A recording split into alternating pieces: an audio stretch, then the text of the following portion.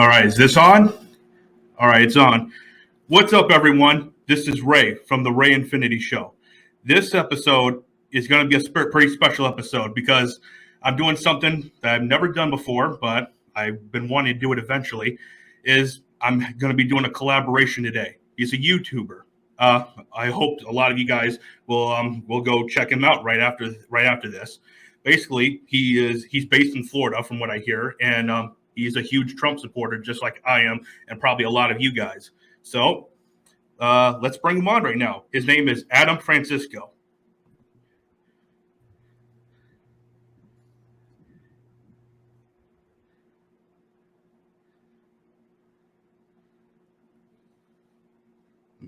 You there, Adam?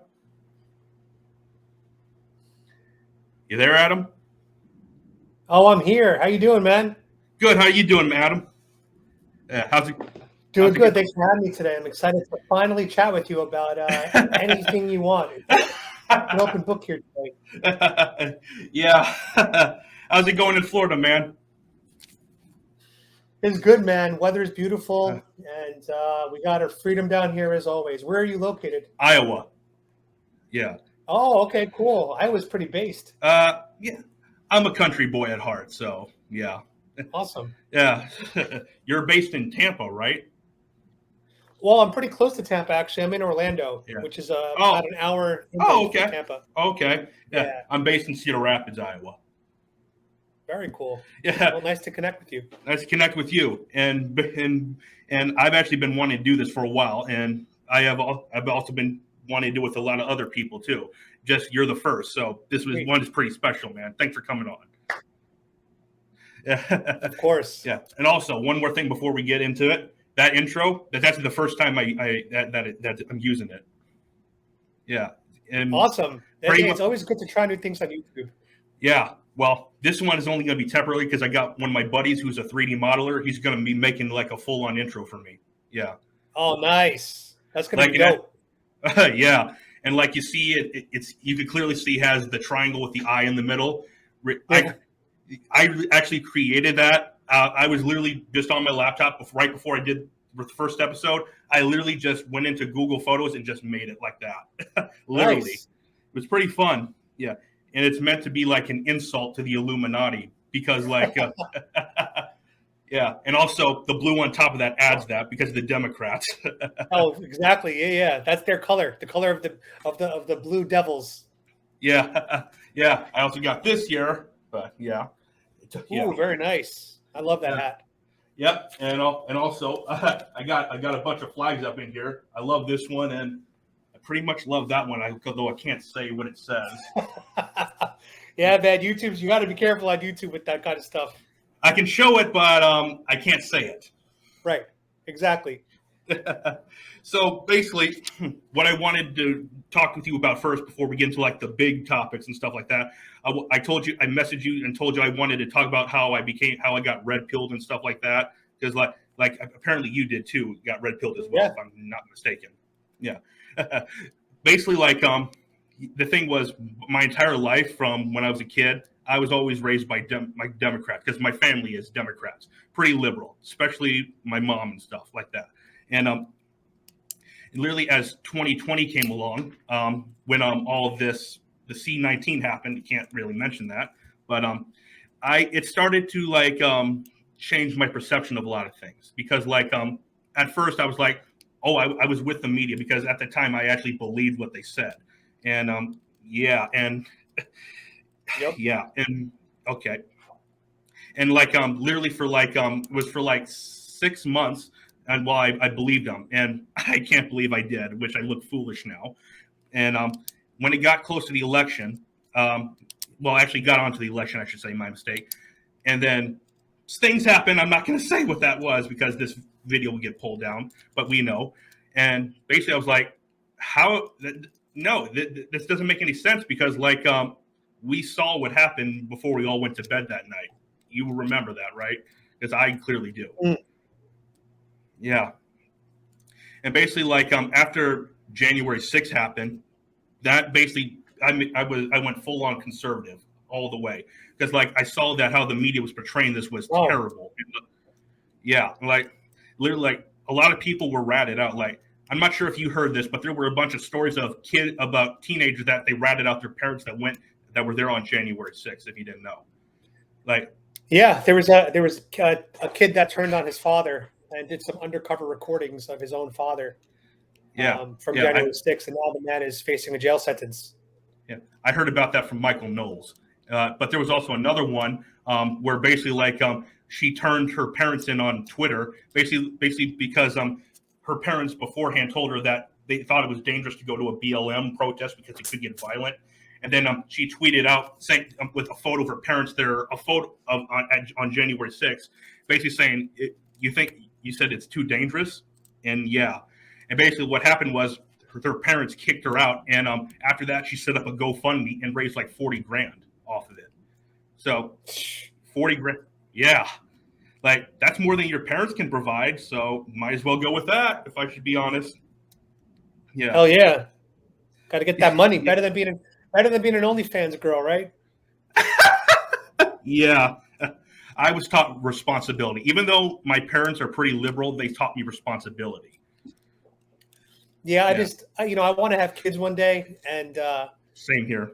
I don't need them finding daddy's. Yeah. I don't want when I I have don't, kids. I don't need my kids seeing daddy naked. No.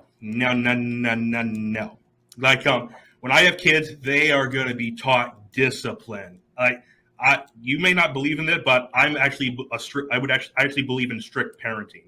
Yeah, because like if you've seen like Hey, that's cool, man. That's the way to be. Let me just get my dog water real quick. Hold on. Okay, Matt, go ahead.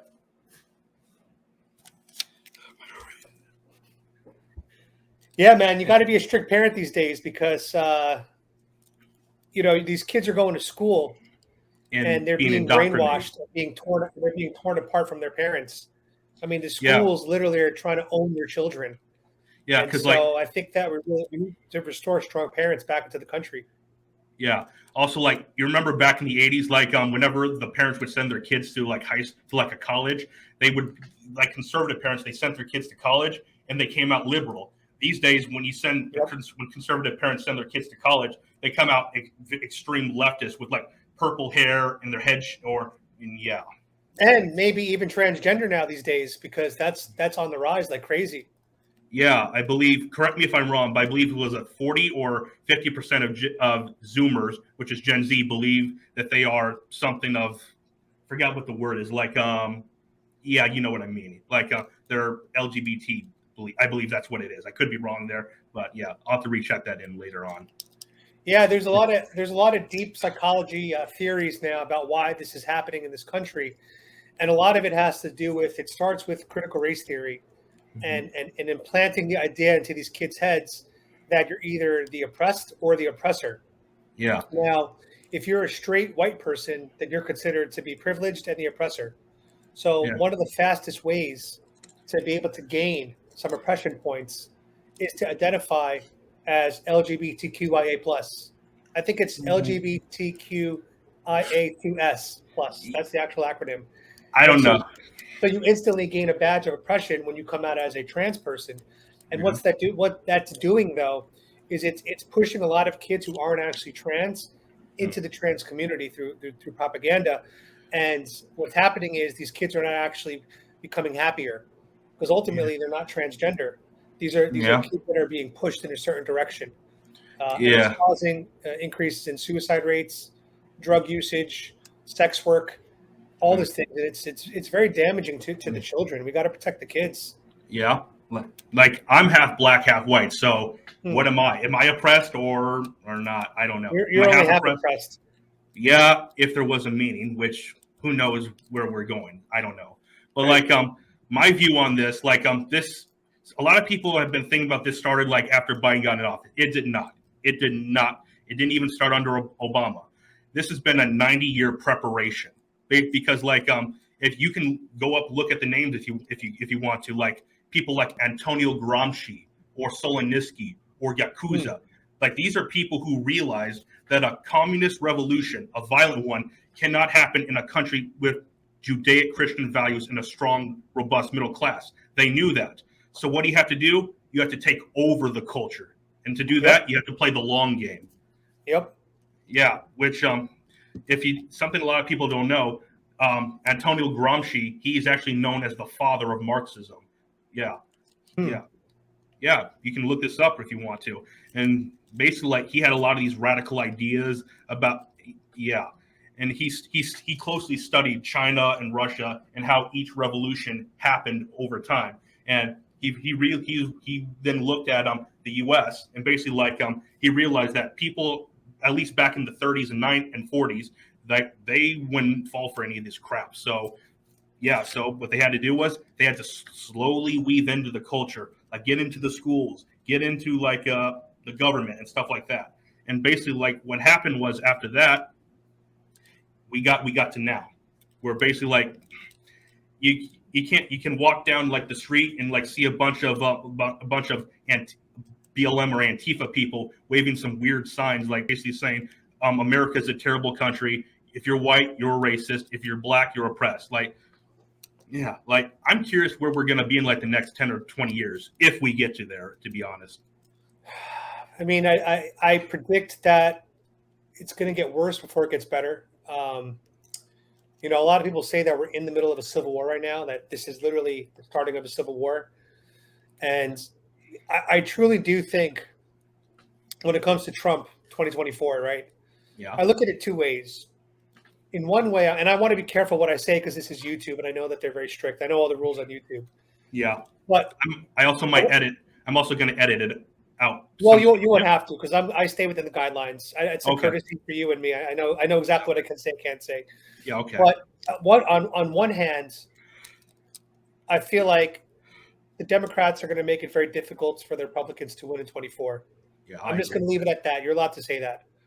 Yeah. But on the other hand, I feel like, why would they be doing all this suppression, censorship, shadow banning, blacklisting if we weren't actually a real threat?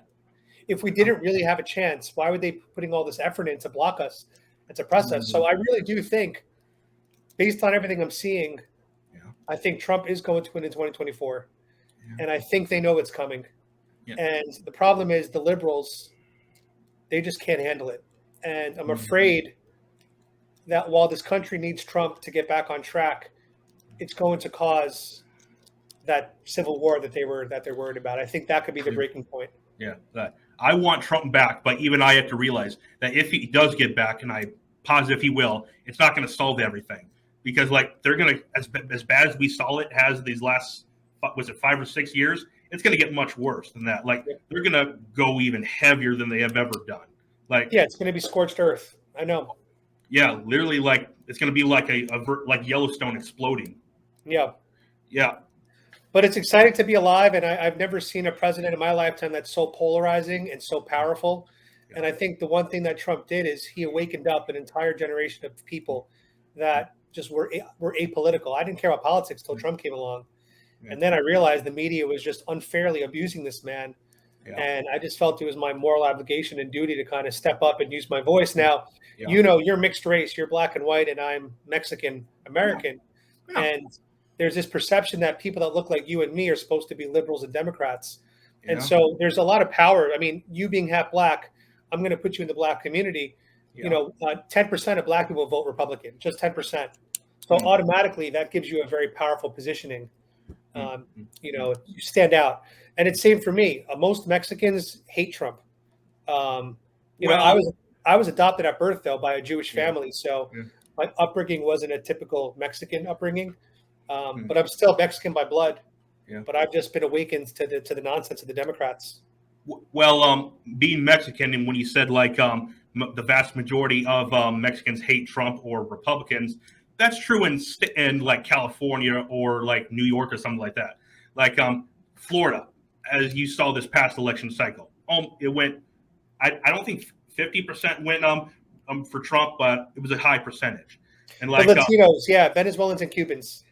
Yeah, and like if you like about almost a month ago, where like there was like that Texas runoff election down south by the border, like it wouldn't like southern Texas has been always historically blue, no matter what, because like it's close to Mexico, where a bunch of people have always come over, and it went red. Like Trump endorsed I could be wrong. It was 30 or 33 candidates around down there, and they all won. But the media didn't talk about it. Yeah, there's a big community of legal Mexican Americans here in this country that are on the Trump train because the way they see it, they came across here legally. They waited their turn in line. They got here, and they're also seeing the effects of crime on their border. They're seeing the smuggling. They're seeing the sexual trafficking, the child trafficking. So they know that Republican values of build the wall are really important values. So when I say Mexicans, I'm talking about Mexicans from Mexico. Yeah, because I spent about half the year there, and Univision and Telemundo have done a number on those people. They really think the worst things of Trump.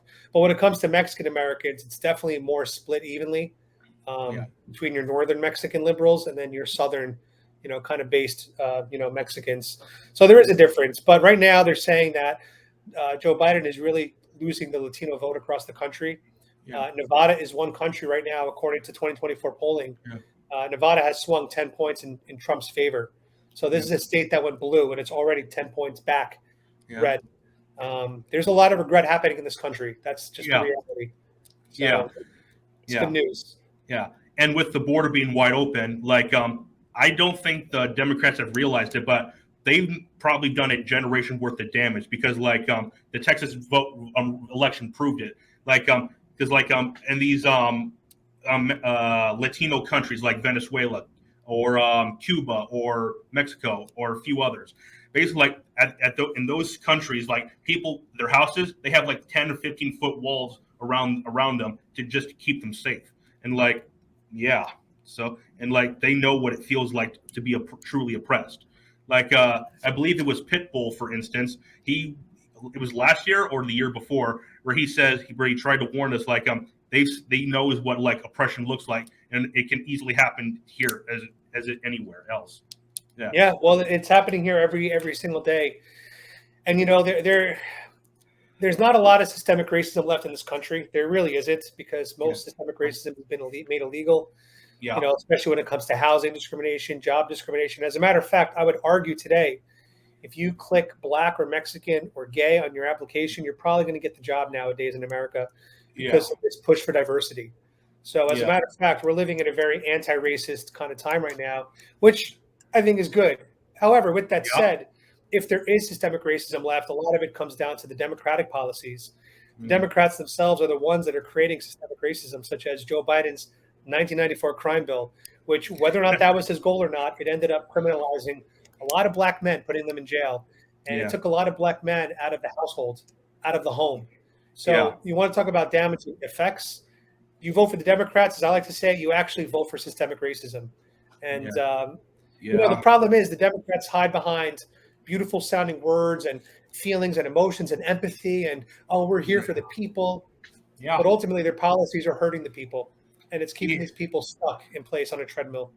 Yeah. I grew up in the hood, so I've seen what oppression has looked like.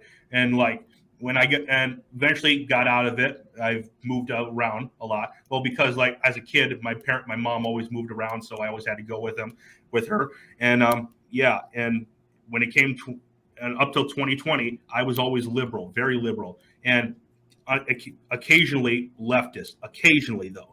But one thing I always had consistent was I always believed in free speech, no matter what. Even someone that says the stupidest possible thing you can think of, I still thought he should have the right to say that, even though I disagree with that. Yeah. Liberals used to have that stance too. Back in the 80s and 90s, they were the anti-establishment party. And, they would often be the ones to say F the government, all that stuff. So it's just crazy to me that liberals used to be pro-free speech, all that stuff. They used to be liberal, literally all about freedom. And now they've adopted some kind of authoritarian type of approach where they want to hand all the control to the government, and they want to hail Fauci and do whatever Fauci says. Yeah. And it's why don't you just look at the research for yourself, look at the data for yourself, and, make your own decisions, live your own life. And they don't want to do that. Yeah. Yeah. And to be fair, there's a difference between leftist and liberal. Most people that are on the left, they just lean left and they're just liberal. Now, leftist, that is something different, because liberal, that means just a free, open society. That's what it is. That's what the definition is. Leftist is basically It's basically left-handed Satanism. Basically, it's like a cult almost. That's how I view it. Yeah, because like pretty much like if you look at all these institutions that the left has put together, it's cult-like. Like, and to be fair, the right has done this before. Like, as a Trump supporter, I realize, kind of a cult, but at least it's not something crazy like that. Like, yeah. I'm reading right here. It says the key difference is that liberals believe in more conservative practices when it comes to the economy. Leftists believe the government needs to play more of a role in the economy. And they give this example right here. For example, liberals believe that there should be more tax breaks for the wealthy and less government oversight overall. That to me is like the liberals from the 90s. Leftists believe that the wealthy should pay higher taxes to fund other social programs designed to help those not benefiting from capitalism.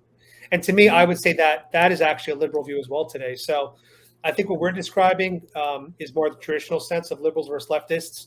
But at this point in 2022, I just feel like they're all coming together and everything on the left is becoming radicalized towards the extreme and towards just all the progressive attitudes. And a lot of research backs me up there because when you look at Republicans, they've only shifted right, they say, by 0.5 out of 10 points. So they went from like a 6 to a 6.5 in the past 30 years. But the Democrats went from like a 4 to a 2. So they've actually moved 2 full points over to the left. So there's been, big differences happening within these different groups. And just to make it easy, I put leftists and liberals in the same bucket at this point. But I do know that there's some nuance. Well, I would disagree that put liberals and leftists together because, like, I have family that they're pretty liberal, but they don't believe in all this nonsense that the left has done. Like, for instance, my mom, they have this. Her 5 of her sisters, well, 5 of them. They have a different mom, but and they're actually half Mexican, and like, nice. yeah, they actually are, and they actually, even though they completely disagree with all my points, they think I should have a right to say what I want to say. Yeah. That's refreshing. Yeah, like. None of my family's really religious except a few of my distant cousins and stuff like that. And my grandpa and his siblings they were Southern Baptists. Yeah. And I wouldn't consider myself religious. I consider myself more spiritual. Like, and what I mean is, like, I believe in God, I believe in the Bible, and I believe in all that. But like, there's certain practices that religious people, they believe in that like to go a little too far and stuff like that. Yeah. That's just my view on it. I don't know what your view on it is. Yeah, I'm not religious. I mean, I was bar mitzvahed by, I was 13. So I grew up, I guess, practicing some Jewish traditions. But my father is not Jewish. My father is actually Protestant Catholic. Not practicing, though. But I did have a Christmas tree growing up as well. So I had a menorah and a Christmas tree. I was one of those lucky kids. I do think that for a society overall, though, religion is really important. A lot of times we call America Judeo-Christian, and I get that. But when you look at the actual stats, America is only about 2.5% Jewish, and it's about 60% plus Catholic. And the Catholic percentage rate has been decreasing over time here in the U.S. And I'm not sure that's necessarily a good thing. I'm not religious at all. I'm not even a Catholic, but I do think countries that have some kind of religious foundation, they live more morals. There's less crime. Yeah. There's less sexual deviance. Yeah. And look, I'll be honest, I talk about this all the time. I personally struggle with monogamy myself. I'm very liberal when it comes to monogamy and relationships and sex.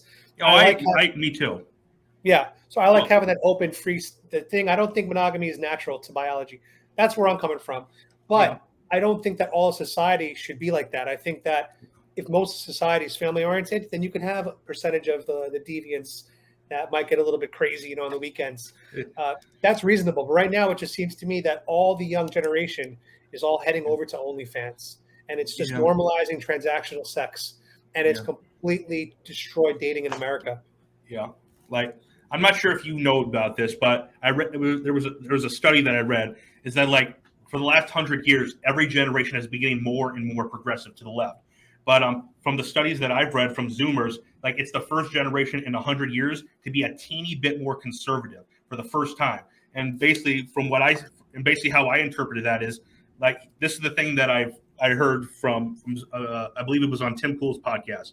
He said that progressives don't have children; they have yours, because like leftists are more likely to abort their children, and more conservative people are more likely to keep their kids and like have a bunch more kids. Like I believe it was like liberals were having 1.05 or one, not that's too low. I think it was 1.5. I could somewhere around there, and conservatives were having 2.05 kids. And so basically, like it's getting slowly and slowly more conservative overall. Like Well, there's just two things that we're up against that we have to acknowledge. Even though conservatives are having more children, you have to understand that we're up against education, public school. We're up Yeah. against yeah, a corporate world. We're up against big tech, mainstream media. Every Yeah. single institutional power is trying to get kids indoctrinated to the left. So we might be having more conservative children on this side, but we're fighting against keeping them from being brainwashed.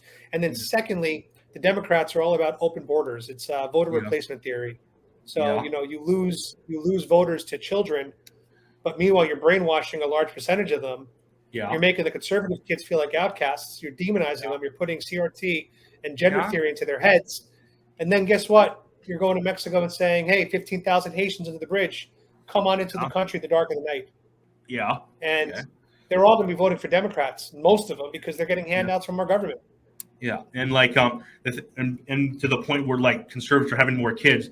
This is something I think the left has realized. That's why they have sought to indoctrinate them because like if you just went by family in like 20 in like 20 years, you would have a lot more conservative kids. Well, conservatives, I should say, and you would see the states turning red. So the leftists, they realize that they have sought to indoctrinate the children of more conservative-leaning parents.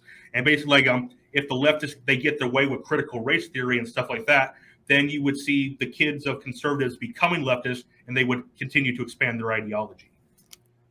Right. Well said. Yeah, well, I watch a lot of Tim Pool, so I'm I love Tim conservative. Pool. He's one of my favorite content creators out there. You know, it's funny. I was watching this. I was on CNN today, and they had an article about Jimmy Fallon and Jimmy Kimmel swapping hosts. Did you hear about that? I heard about that. Yeah, it was pretty stupid And- from what I heard. Yeah. So I'm looking at these two guys, Jimmy Kimmel and Jimmy Fallon, and then I'm thinking, 20 years ago it was David Letterman and Jay Leno, right? And then Yeah. I started thinking like, well, back then Jay Leno and David Letterman were such an impactful characters to everybody. Like they were some of the biggest celebrities that everybody tuned into. And I was like, when's the last time I actually watched Jimmy Fallon or Jimmy Kimmel? Yeah, I don't watch them. And seeing them, I don't feel inspired by them.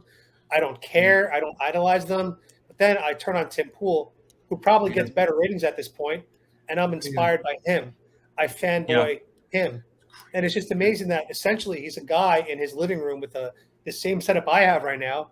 Yeah. He's reaching more people than CNN does, Yeah. Jimmy Fallon does, Yeah. and Jimmy Kimmel does. But yet these are Yeah. the clowns that are up on getting paid $30 million a year wearing suits on TV like they're somebody special. And then their audience is all, oh my God. And I'm like, yo, Tim Pool doesn't even have an audience. He just is sitting in his living room getting 10 times more views than you guys. Yeah. And he's actually teaching us stuff every day.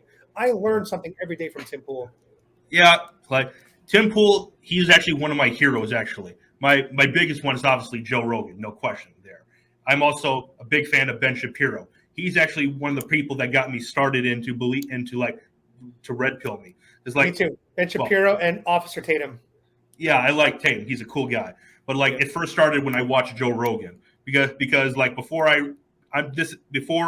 saw a bunch of Joe's political episodes. I actually watched a couple of his UFC stuff, which I'm a UFC fan, and so yeah. And then so that's how I got exposed to people like Ben Shapiro, Tim Pool, Jordan Peterson, Brett Weinstein, and a lot of others. Candace Owens too, which I'm a big fan of her. Yeah, she's had a lot of viral hits on Instagram and Facebook. During 2020, she really addressed a lot of the facts about black on black crime and how the black community should step up a little bit and have some more responsibility and accountability for some of their actions. And I'm not saying police are perfect, because the police are not. And bad cops and bad police practices should be fixed. And I do believe in police reform. I believe in prison reform. I believe cops need more training. I think they need more equipment. I think they need more non-lethals. But defund the police is stupid. And for any community, whether it's black or brown or yellow, to look at the police and say, you're the problem, They're Yeah. part of the problem, but they're not the full problem. Yeah. A lot of it has to do with how we as people interact with police when they stop us. And I get stopped by the police often enough because I Yeah. am a brown person in America, and so I Yeah. understand that I do get stopped more than a white person. But when it happens, I don't freak out. I don't curse at the cops. I don't Yeah. resist. Officer, how are you? What can I do? What do you Yeah. need to see? It Yeah. always goes peaceful. And as a matter of fact, I've only gotten one ticket out of probably about 7 traffic interactions. The other ones were warnings, and Yeah. everything's fine. It's just Yeah. treat police with respect, and Yeah. that's going to solve 99% of the problems. Yeah, like a story. Like I was waiting for the bus one day, but to get ready to go to work. It was actually last winter, I believe. Yeah, and it was snowing out. And like an officer, he stopped by and asked if I was okay, and I told him, yeah. He was a really nice guy. When I told him I was fine, he just went along his business, stuff like that. Yeah. Yeah, yeah. But my view on this is like I don't believe in defunding the police, not even a little bit. But I don't think you can No. necessarily say I don't think you can necessarily say back the blue either. Here's why. Because like if you look at like California, New York, police were just standing down when the rioting was going on, and like when the V mandates were happening, and like businesses were ordered to shut down, the police came in and enforced it, like made people shut their businesses down, or even in some cases arrested or fined them. Like I did see the police arrest or escort a 5-year-old boy out of an Applebee's in New York. Oh yeah, I did see was a that big happen, and you're right. That's situations where you'd say I don't black the blue, because when the police start to enforce really shitty laws that go against the people, well, they need to be called out for that. But understanding that exists, I know that when I'm in danger, if I need to call somebody, I am going to call 911, and I understand because a lot of my family's in the force. And we only usually get to see the horror stories in the news. 99% of their interactions are good police work, by the book. Oh It yeah. never makes the news because there's no story. Yeah. They go in and they interact with these dangerous people that I don't want to interact with, and they take care of the trash. They take care of the crazy people. They take care of people that are having mental issues or breakdowns. It's a dangerous job. Yeah. And a lot of times police officers are being spit on, attacked, stabbed, but they end up somehow, neutralizing the threat, arresting these people, and everyone goes home and has a nice day. That doesn't make the news because that's not a story. So I think the vast majority of police are probably good. Oh yeah, at least well-intentioned, and the bad ones need to be weeded out. And yeah, they need to be held accountable, and they need to be punished if they do anything wrong and abuse their power. Like, I'm totally in support of that. Yeah, like in my state, Iowa, our governor Kim Reynolds, she actually she signed a bill that banned chokeholds of any kind, which I actually agree with that, to be quite honest. Because like when you get in that situation, if you put your hand around someone's neck, you can literally suffocate them without even realizing it. Yeah. Right. Yeah, that's an interesting piece of policy. Yeah, I believe a few other states passed that. I believe Florida did. If I'm correct or not. Yeah. But they need more training, and I think another thing that police do need to have is mandated fitness tests. I've traveled the world and I've seen police all around the world, and let me tell you something. One of the forces that impressed me the most was Poland. When I went to Poland, every single officer there was like 6 foot tall. They all appeared to have six packs. They all were young men, physical peak condition. And so ultimately, I know that if they were to see a threat, they could subdue somebody just with their sheer body, their strength. And the problem here in America, most of our police forces are obese, lethargic, and out of shape. And unless you can hold your own physically, guess what's going to happen? You're going to go to the taser or the gun, probably faster than you'd have to if you were actually in shape and competent. If you're physically competent, you don't need to rely on those weapons as much. And I'll tell you this. Being healthy, having a low body fat for these police officers, having a healthy body is going to lead to a healthier mind. It's going to give them better reaction time. Yeah. So I think that they do need more training, physical training, fitness training. Yeah. And I think that if you hit a certain BMI as a police officer, you should not be able to patrol. If you are, for example, 100 pounds overweight, you should not be allowed to patrol the streets. I actually agree with that because like the military has those kinds of standards. Like when I was younger, I wanted to be a Marine. And then when I realized all the stuff they had to go through, oh my God, there's no way I could go through that.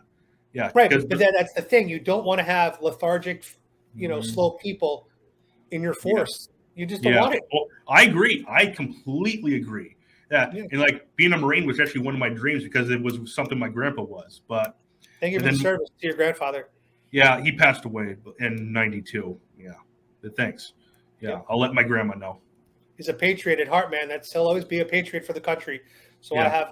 got great respect for him, that sacrifices he made. Yeah. He was in Vietnam. And My dad I could too. be yeah, I could be wrong, but I believe he was one of the guys that went out and did recon missions and stuff like that. Yeah. Wow. Yeah. Yeah. And all of his brothers were in the military too. Like two of his brothers were in the Navy, one of them was in the Air Force, and the other was in the Army. And like, yeah. And like they all were in like Korea and Vietnam, I believe. Like, It's well, amazing. my grandpa wasn't in Korea; he was in Vietnam, and I believe one of his brothers was in Vietnam too. And I know at least one of his other brothers was in Korea. I don't know about the other two though. I would have to ask again. Yeah, That's but awesome. like all five of them are actually some of my heroes. All five of them are. I never got to meet. I never got to meet any of them, but they're all my heroes because like my family, they tell me all these cool stories about them, and I just love hearing them. And like, yeah. Wish I had a photo of my grandpa when he was in the Marines. Like I have never seen a single one of them.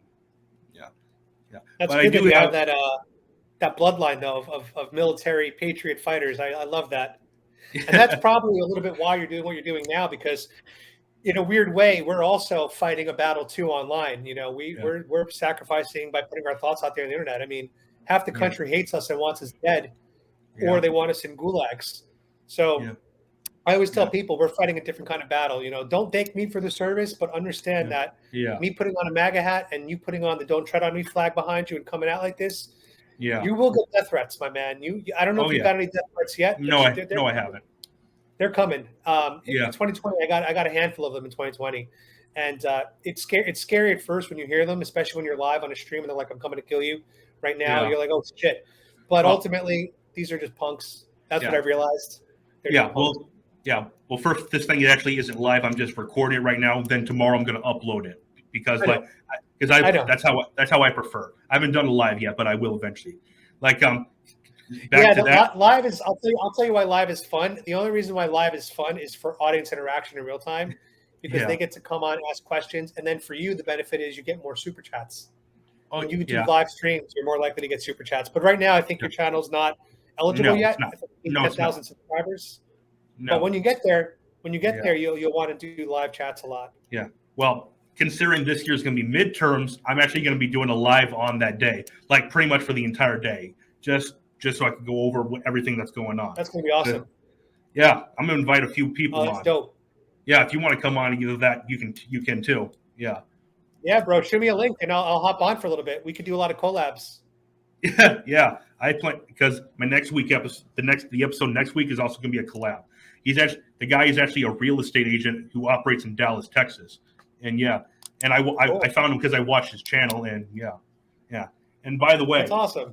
Yeah, I found you from Jeff from Paint the Trump because I could be wrong, but I believe you were at one of his flag waving things, or is he one of that? Yeah, I go to those, and I'm seeing him in 2 weeks. We're going to be April 16th. We're protesting against Disney, and should be a freaking huge protest here. I'll be in my Spider-Man costume. So I think it's really going to trigger a lot of the liberals when they see what they think is going to be the cast of Disney protesting against Disney's wokeism. They're going woke. They're going to be going broke. Yeah. Oh, when you were doing like one of your past streams or something, I believe it was when you were like asking people about Trump 2024. You said in the comment section you wouldn't go on his podcast again because like one of the guys when the host was racist or something. Like, is that true or not? Well, there's things that he has said. I think I know who you're referring to. I think I know who you're referring to. There's just been things he said on his own channel to describe himself where he has literally said, I'm a bit racist. I mean, he's openly said that. And, at the end of the day, I'm not a racist person. I really don't care about anyone's skin color. When you invited me on the show, I don't know what the hell you were. To be honest, I didn't care. It means nothing to me. You could have been Asian, black, Latino, white. I don't give a shit. All I care about is, are you a kind person? Do you treat people, fairly? And he look, he's a good kid overall. He's a pretty good kid. But I don't want to be sitting next to someone who literally goes on their own show and says, "Hi, I'm a bit racist," because Yeah. at the end of the day, that can rub off on you. And I need to protect my brand because already being a MAGA wearing Trump supporter, there's already this perception of he's a white supremacist, which makes no sense Yeah. because I'm not even freaking white. But Yeah. I just got to make sure not to align myself with anybody that's expressing any thoughts like that. Yeah. That's all it comes down to. Yeah. I believe on the podcast he even called gay people the F word, which I was like, wait, what are you doing, man? You're He making drops that. Yeah, that's another thing. He drops that word so much. And another I think issue even is, Jeff doesn't like it. I don't think yeah, Jeff Jeff even doesn't likes like it. when they use that word. He doesn't like that either. But here's the other issue: is, for example, because I grew up as a liberal, because I lived in Thailand for a year, I have had exposure to the trans community. Okay. Yeah. Now, if I meet a woman, a trans woman, and she's or Zed, whatever it is, I'll respect her to call her by her preferred pronouns. I have no Same problem here. doing that. No problem. And even No and problem. even when I describe her in the third party, I'll refer to her as her. But the host I'm referring to, he won't do that. He'll call her Yeah. dude, him. He's like, I'm not going to refer. And I'm like, that's really, to me, that's condescending. Now, Yeah. do I think trans women should compete against biological women in sports? Absolutely not. That there's limits to this. Do I have to believe that trans women are women? I don't have to believe that because it's not true. Trans women are either biological men or they're trans women. But you cannot change your DNA from XX chromosome to XY chromosome or vice versa. Your biology is fixed and it's set in stone for the rest of your life. The only exception is intersex people. The only time is when someone is actually born what used to be called hermaphrodite, but that is only 0.0018% of the population, which Stephen Crowder, thank you for pointing that out on your show. But true intersex people are extremely rare and uncommon. Transgender people, I want everyone to live their best life. If you're 18 plus and you want to live your life as a woman and you're born a man, you do you, king. You do you, queen. I don't give a shit. You should have the right to do what you want with your body. Yeah. But the fact that the leftists and the liberals are imposing their worldview on conservatives, I do think that that's wrong. That if somebody wants to refer to a trans woman as a him, that should be protected. That should be allowed because that's their worldview. But I personally wouldn't do that. I will respect a trans person. Same here. Like I have a friend. She's not trans, but she told me beforehand that she doesn't consider she has any gender. That's what she told me. Like we disagree on almost everything, but she actually respects my opinion and thinks I should have a right to say it. And she has weird color hair, like purple, pink, red, stuff like that. And me and her get along just fine. I see her pretty much every day because I work with her. Yeah, that's great. That's great to hear that you have that level of tolerance, which is disappearing from this world. Yeah, but she goes by she, they, and she knows. I'm pretty positive she's watching this because she watches my show a lot. But yeah, and she goes by that, and I don't care. I have no problem with that. Like she's a nice person. Yeah. Oh yeah. Yeah, because me and her make a lot of jokes all the time. Not about that, but like dark humor jokes and stuff like that. Yeah. And like when I say like she's pretty left, she makes jokes about Ben Shapiro. I just get like yeah. Even I just let it go by. I disagree with that, but it's still kind of funny though. Like she literally sent me a photo of like an anime character in a princess dress, I believe it was, and with Ben Shapiro's face over it. Like I disagreed with that, but I actually kind of laughed at it. Yeah, I completely disagree with it. Yeah. And a few other things that I wanted to talk about was potentially the national divorce idea. I'm pretty sure you've heard it all a lot, like particularly from down south. Like my view on it is like if we can't work together, like an instance, like in a relationship, if a couple they hate each other, they don't want to be around each other, they divorce. Which so I think we should view that as the country, like red states go their way, blue states go their way, and we just live fine. But there's no way the federal government will just let that go by because like they would lose access to resources in tax dollars. Yeah. Yeah, I don't know how that would actually work in execution. I mean, would we have two different presidents? Yeah. Would the red states be like, we have President Trump, and then the blue states are like, we have President Biden? and then there's another ultimate president on top of that. Like, Yeah. do we have a new office now? Like, I don't know how that would actually work as a national divorce, but I think that when Trump wins in 2024, Yeah. that is really going to be the spark for us to really start to think about what the hell are we going to do as a country? Because at this point, we are getting stretched so far apart. And I blame one thing and one thing only. I blame algorithms. That's who I blame the most. Yeah. Because here's the thing. If you go back 40 years ago, we all opened the newspaper, right? We all turned the TV. Most of us saw the same exact thing. We all had access to the same information. So it was easy for most of the world to be on one worldview. The problem with the algorithms is you have companies like Facebook, TikTok, and YouTube who are basically, their goal is to make you spend as much time on their site as possible. Their goal is to make you watch as many videos as possible and to click around as much as possible and get more ad revenue as much as possible. So what do? They personalize the experience for all of us. They personalize it for you, for me, for him. So every single person on the internet has an entirely different experience. And that's why liberals are getting fed these facts about Trump, and Trump supporters like us are getting these facts about Trump. So when we come together and they say to us, hey, Adam, can you name a Trump policy? And you go, yeah, sure. The First Step Act. They go, I've never heard of that before. What is it? Oh, Trump helped black men get out of jail if they were put there for nonviolent drug offenses. I've never heard of that. That's not a real policy. Actually, it is a real policy. But they wouldn't know that because of the algorithms. So I blame Twitter.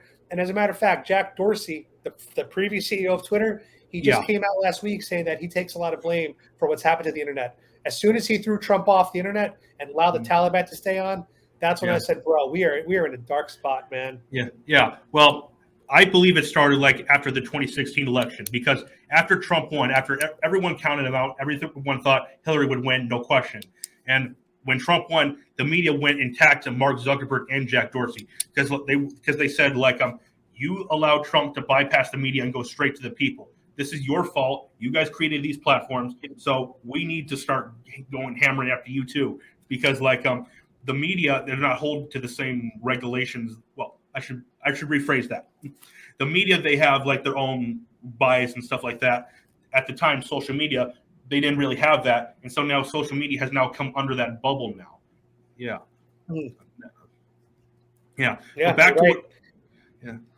Back to what I was saying about the national divorce idea, like red states and blue states.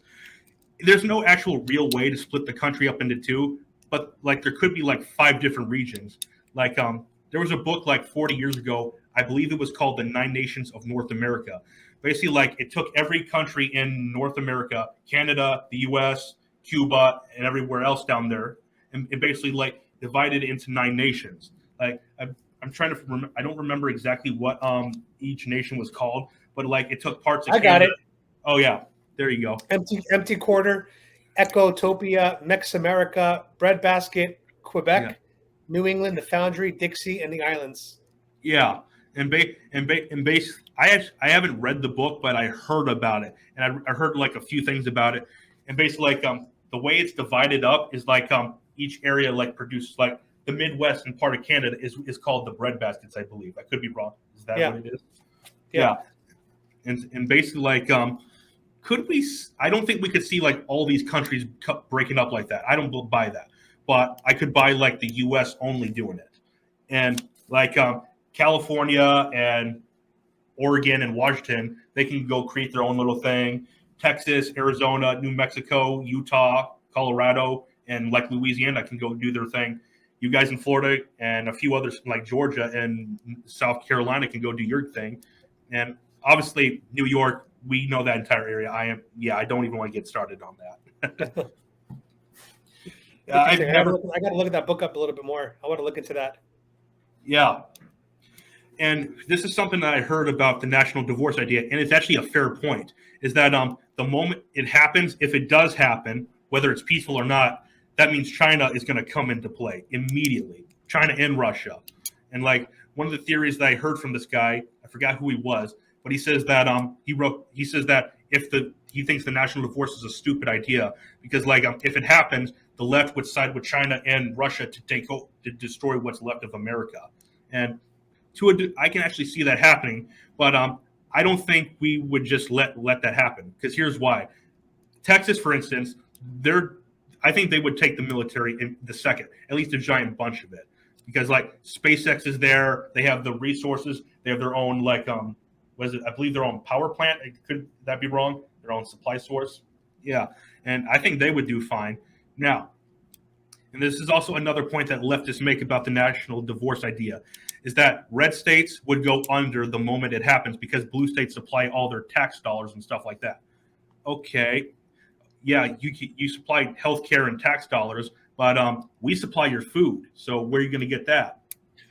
Yeah, we'll starve out the blue cities. Yeah, if there was like a civil war or something, we would just surround Boston or Chicago or someplace like that and just starve them out.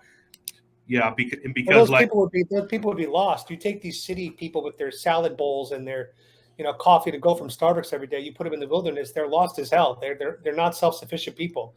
They depend on the infrastructure of a city to survive.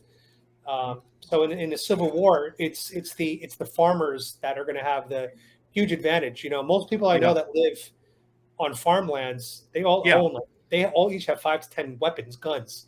They're like small militias, and they have all the food and eggs and chickens in the world, and they have water purifiers and infiltration systems. So it's like they can survive a civil war, but the cities, they'll go into a panic.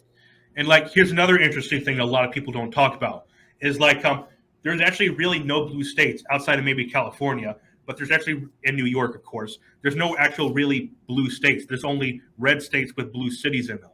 The biggest example of that, I believe, is Oregon and Washington, and also Chicago too, if you want to throw that in there, Illinois, because all those places, the moment you leave Chicago, it's basically down south Illinois, because I was bordered on Illinois. The moment you go down South Illinois, it's country land, man. So you got Springfield down there, it's Abraham Lincoln town down there, for instance. And also Oregon, for instance. You probably, I don't know. I heard this from Tim Pool. You may not have heard of it, but there was the Greater Idaho movement, where western. It's eastern Oregon would break off from Oregon and join Idaho to create the Greater Idaho movement. Each one was the best thing, man. Yeah, and because the eastern part of Oregon is actually conservatives, farmland and guns and stuff like that, everything like that. Yeah. So it'll be very interesting if any of that happens. I hope it doesn't. I hope that we can find a way to amicably come together. But I'll tell you this: I went on a date tonight, and I spoke about this on my TikTok, and the girl, she kept looking towards my wrist, and because I wear my bracelets out, one says, "Thank God my mom was pro-life." Yeah. The other one says, "Take America Back, Trump 2024." Yeah, and, I got that flag right over there on the wall. Yeah. Hell yeah. But she was really unhappy with my bracelets, and she was very triggered by my views. So she literally said, "I'm not comfortable being here with you tonight." Got up and left the date. For real? Yeah. And it goes to show you, though, the level of intolerance of the left when it comes to right wingers. I mean, they think that we're this domestic radicalized terrorist. And I told her, I said, January 6th, the Capitol, I was at that rally, and I'm very proud of that fact because it was besides the idiots that attacked police and did damage. Yes, they should be serving some kind of sentences, but 99.9% of us were just peacefully waving our little flags. And she said to me, what brought you there? What made you go there? I said, look, I just want to make sure that we have free and fair, elections in this country. That's all I was going to protest. Just want free and fair elections in this country. And that's why I was there, was to show support for my country and hold my flag. And it really upset her. And this goes to show you where we're headed as a country. There's no more overlap anymore. It's going to be liberals and conservatives. Yeah. I'd also would take a guess you just listens to the media too, right? Yeah, absolutely. Because I was getting all the liberal sound bites from her, and I eventually told her, I was like, listen, the one thing you got to realize is I was a liberal for 35 years. I said 35 years of my life, I was pro-choice. I was going to pro-choice rallies. I get where you're coming from. I was like, believe me, I used to be exactly there. I was like, but there are certain things that just change your perception for the rest of your life. You can't go back. And it really upset her to know that I had left that side. Yeah. And fast forward, here we are. God bless America. God bless America. Also, did you tell her that January 6th was actually most likely like a federal inside job? Of course, I dropped a little bit of facts for her about that day, but she didn't really believe it. She thinks it's all just angry Trump supporters. Yeah, I think Ray Epps, that guy, disproves that theory. Yeah, there's a few guys on that list that there was one guy apparently. I think his number was number 353, Luke something. That guy with the guy with the horns. No, that was Jake. That's Jake the shaman. But there was another guy that was on the list of FBI's most wanted. His picture was number 353, Luke Robinson maybe, and he had a gun inside the Capitol, and his name was taken off of the FBI list, and he never faced any charges. So it's like the one dude that factually had a gun inside gets his name dropped off the list. It's like, that's suspicious as hell. That sounds to me like maybe an informant. I don't know how this stuff works. And also, it wasn't just federal agents. Antifa was there, if you didn't know, because 100%. I saw my own eyes. I know. Like when they climbed the wall and they pulled their hoods over their head, they were all black with the. I don't know if I saw the logo. I may have. I'll have to go back and check that. But they had black hoods and stuff like that, and they were the ones that were smashing the windows and got in. Yeah, they also had fake InfoWars stickers on their loudspeakers. Yeah. They had the fake Trump stickers and Trump hats to blend in. Yeah, and look. Let me tell you this. I've been to so many rallies that year, and every single rally there was always anti-protesters, counter-protesters. Yeah. And that day there were none. You know why? They were inside the rally. They infiltrated. Yeah. Also, did you see that funny? Here's the thing though. Like, there were videos of people that they claimed to be Trump supporters, but they really weren't. Like, it would never convince me. Like, you saw that video of the guy with, I believe it was the metal fence, who was just pushing it against the door trying to get in. No Trump supporter is going to do that. They're smarter than that. Or like when you saw the picture of the guy with the horns on his head and the people next to him with Trump flags. If you look at them, they look like soy boys and stuff like that. Like, you're never going to convince me they were Trump supporters. Now, were there Trump supporters that went into the Capitol? Yes. Should they be punished? Yes, because for trespassing. But to say that they were terrorists, I believe is asinine. Yeah. Yeah. Look, they want to say that not a single left winger was arrested that day. The first guy arrested was John Earl Sullivan. Yeah. And he was a known BLM protester. Like, he's a BLM activist. So the reality is, just that fact alone. Yeah, was he the guy that sold that tape to CNN? Because he made $70,000. He made $70,000 from CNN or something. But apparently he had to give the money back. I don't know. He ended up getting arrested. I don't know what's going on. But he was there, and there's other evidence. If you want to go online and find it, you guys, not you, I'm talking about your audience. You guys are more than welcome to look with your own eyes, but I know that I can't convince anyone otherwise on a podcast. And also, I don't know how much we could show on a podcast without getting nuked by our YouTube oligarchs. Yeah. Do you think that guy with the horns was his name Jake again? Jake. Do you think he was because there was a video of him at a BLM protest. That picture was actually cropped incorrectly. Oh, okay. Yeah, that was actually they cut out the image of what his sign actually said. So he was protesting the BLM protesters. Okay, because what I was told earlier is that he was actually at a protest with them, and so I guess I was wrong on that. I admit that then. No, there is a photo of him that circulated where he's holding his staff, and it's like he's at a BLM riot, but the picture was cropped so that it didn't show you the full context of where he actually was. Yeah, and basically South Park made a joke about January 6th. Well, it was actually an entire episode on it, where basically they had him with the horns on him and a few other QAnon people there, basically trying to make the rights conservatives look terrible. You can go watch that episode. I believe it was it wasn't the pandemic special. It was the I can't say the word. It was the V special episode. All right, I got to check it out. It was hilarious. I literally couldn't stop laughing at it. That sounds funny as hell. Yeah, it was the sequel to the pandemic episode, which yeah was funny, but it wasn't as good in my opinion. Yeah, I'll check it out.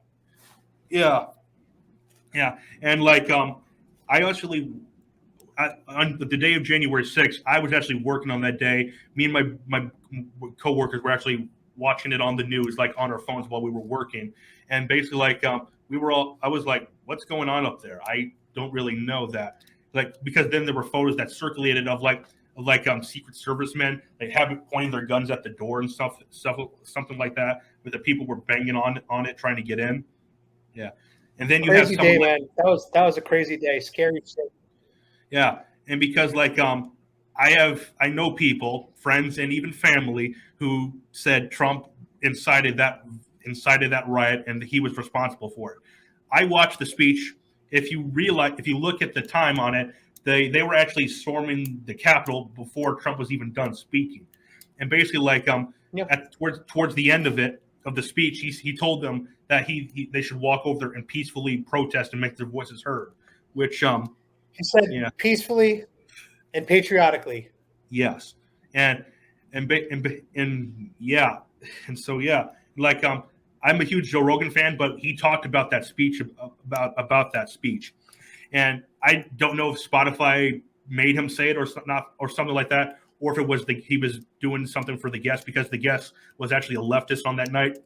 But basically, like he said, like there's video footage of Trump telling them they need to fight for like hell and stuff. We got a lot of work to do in this country, man. Oh yeah, yeah, yeah. And so you're fully convinced Trump will run in 2024. I personally feel that this is the only outcome. I don't know why else he's doing all these rallies. And I've been to this year, 2022. I've already been to 4 Trump rallies where Trump actually spoke. So this Yeah. year alone, I've already been to 4 Trump rallies, and he alludes to it without actually saying it because election laws and donation laws, he just can't. But I am convinced that Trump's running in 2024. All right. If he does, if he had to put like $100 right now, who would be his VP? I want to say DeSantis, but I feel like if I'd rather keep him here in Florida for the term and then have him come in to take over as president when Trump's done with his second term. But Trump DeSantis, I think that's a winning ticket. If not DeSantis, I don't know.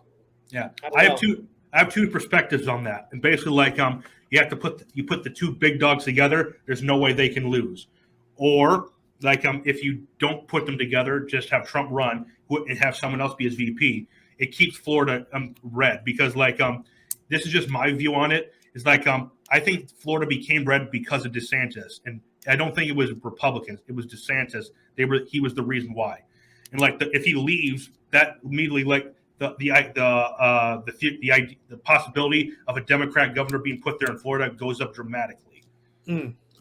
That's just my view on it. Like and same thing with Texas probably. I think Greg Abbott was actually a big reason why Texas is actually doing a lot of the good things it is right now. I don't think it was just a Republicans. Well, we'll see, man. I'm really excited for election season 2024. And just today, I went to Wawa, which is a gas station convenience store down here in Florida. Yeah. And as I'm checking out, the Latina cashier, she looked at my hand and she also saw this bracelet, and she said to me, she goes, "Do you really think he's going to run again?" And I go, "Yeah, absolutely. Why not?" And she goes, "Lord knows we all need him." And then everybody in line saw the exchange, and they all were like. They all did that face where they're like, "Yeah, we know." You might hate the man, you might hate his personality. Like me, your life was better. Your life was better. Yeah, like I'm a huge Trump fan, even though I have to say he did say some things he probably shouldn't have said. Like when he called Stormy Daniels a horse face. As funny as that was, you're the president. You can't be saying that, man. Or like John McCain. I'm not a big John McCain fan. But the guy was like a veteran. You can't go after him like that, man. You can't. Yeah, he needed to show more couth. But unfortunately, that's kind of the package you get with Trump. You have to get it all together. Yeah. So if I have to put up with those inappropriate comments in exchange for the strength that we had, the courage that we had, the wits, I'm going to take that trade off every day of the damn week. And I'm a New Yorker, so I actually respect his brash, abrasive attitude. But you are right; he does not behave presidentially a lot of the time. But there are a lot of times he does behave very presidentially, and the Like media does not play those speeches. like he gave a great speech at Mount Rushmore, which I thought that was an amazing speech. He's given a lot of great speeches. I mean, the day he won the election and he was being, when he came in and was taking over for Obama, whatever that day is called, I forgot, January 20th. Inauguration. Day. Inauguration.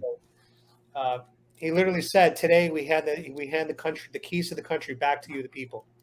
Yeah. And I was like, "Damn, that's fucking deep." I Yeah. was like, "Thank you, Trump." He was actually for the people. It was beautiful to hear. Yeah. And like in my opinion, Trump is actually one of the top 5 best presidents we've ever had in this country, in my view. Like I go back and forth between him at number 4 and number 5, between him and Reagan. I go back and forth because like they're both pretty similar and they were both great presidents. Even though I wasn't alive during Reagan's time, I wasn't born yet. I still like a lot of the things he did. I'll say this: my favorite president so far, and again, I don't know a lot about history. I'm not a history buff. I don't know a lot about politics beyond the last couple of years because that's all I really know about. But I'll say this: you got to give credit to George Washington. Yep. You got to give credit to him. You got to give credit to Abraham Lincoln. Yep. He did some amazing things. You got to give credit to the president that passed the Civil Rights Act. Who was that guy? What was that president that did the Civil Rights Act? LBJ. I know that people have a big view on him.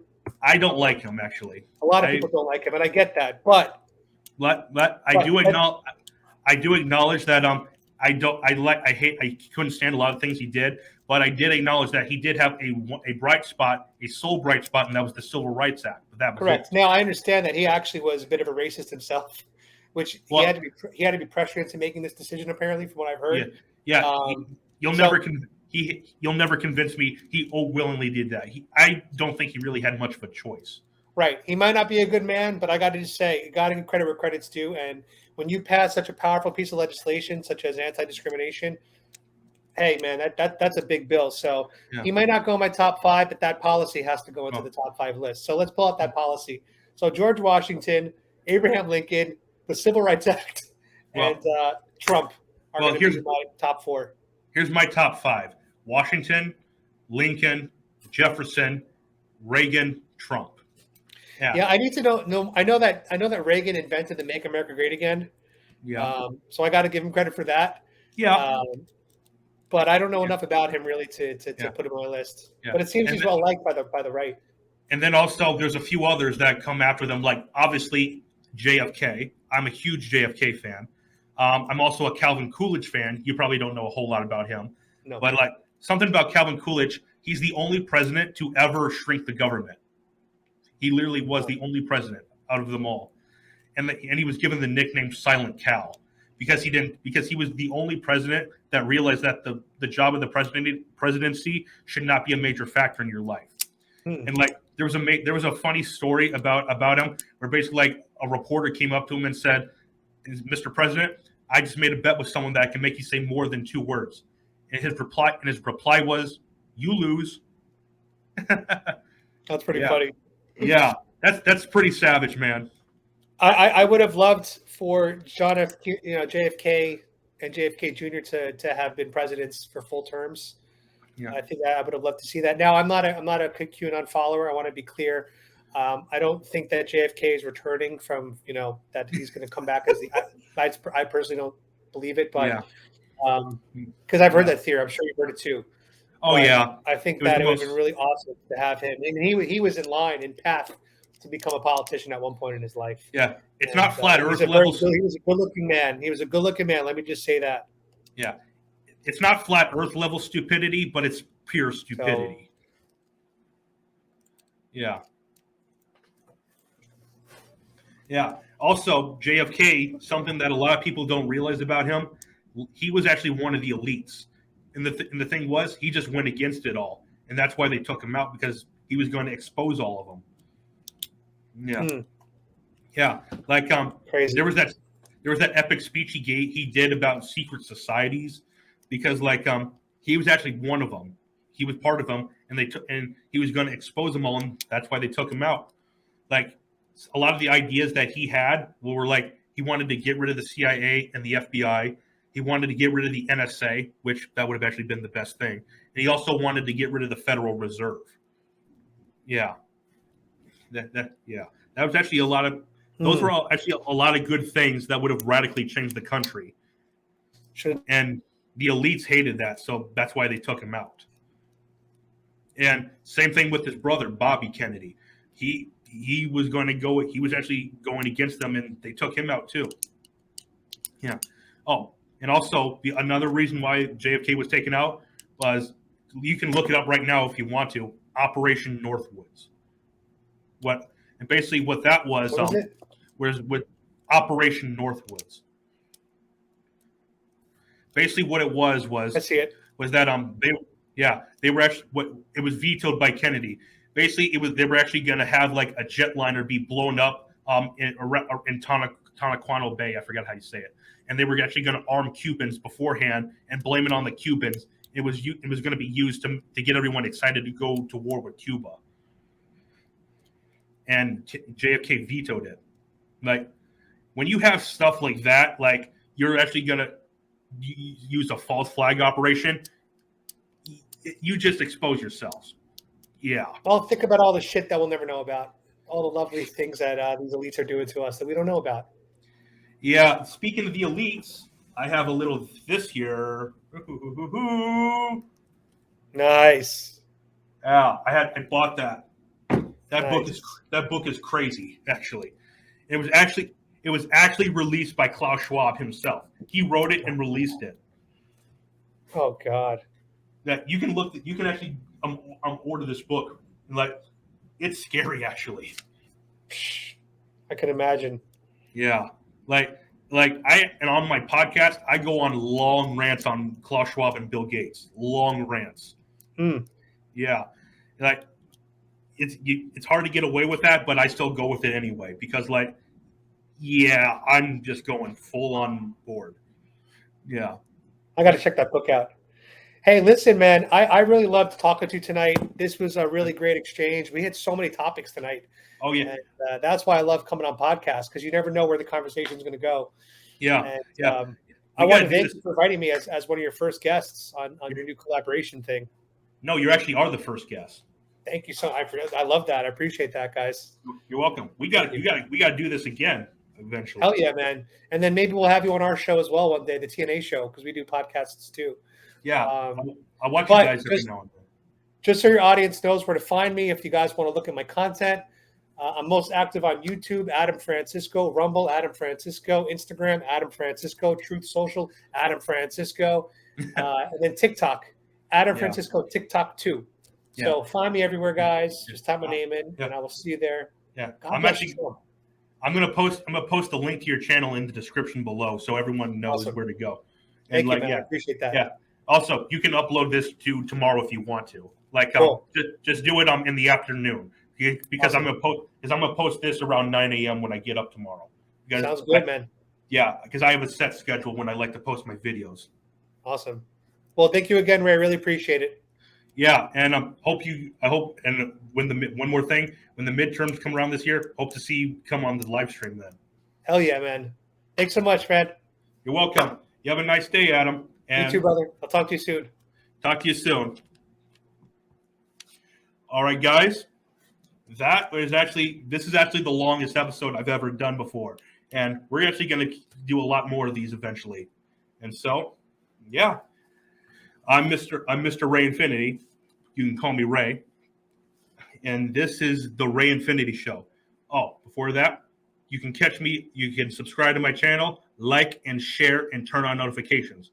Also, follow me on Rumble, BitChute, Spotify, Apple, Google, and Twitter and Facebook. All right. I'm Ray Man. I'm Ray. Catch you guys next time. Have a nice night.